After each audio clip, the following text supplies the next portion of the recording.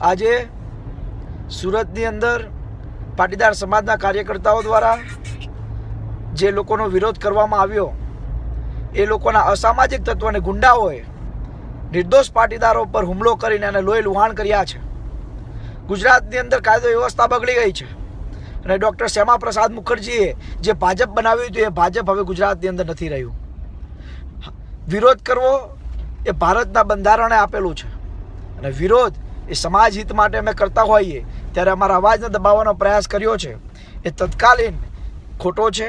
Police દ્વારા આરોપીઓને પકડવામાં આવે, નહીં તો મારે ના છૂટકે સુરત જ્યારે હું આવીશ ત્યારે જો પોલીસ એના કાર્યની અંદર સફળ નહીં થાય તો અમારે ના છૂટકે મેદાને આવવું પડશે અને કાયદો હાથમાં લેવો પડશે. હું આશા રાખું છું કે આવા લોકોને ધરપકડ કરે અને ભાજપ પણ યાદ રાખે, ભાજપ એની ઓકાત મારે કે સમય આવશે ત્યારે અમે હિસાબ લઈશું અને વ્યાજ સહિત બદલો પણ લઈશું. સમાજથી મોટી કોઈ તાકાત નથી અને વિરોધ કરશું. હવે આવી જુઓ, જો તમે સુરતની અંદર કે ગુજરાતના કોઈ પણ પાટીદાર ગામડાઓની અંદર વિરોધ થશે અને દમદાર થશે.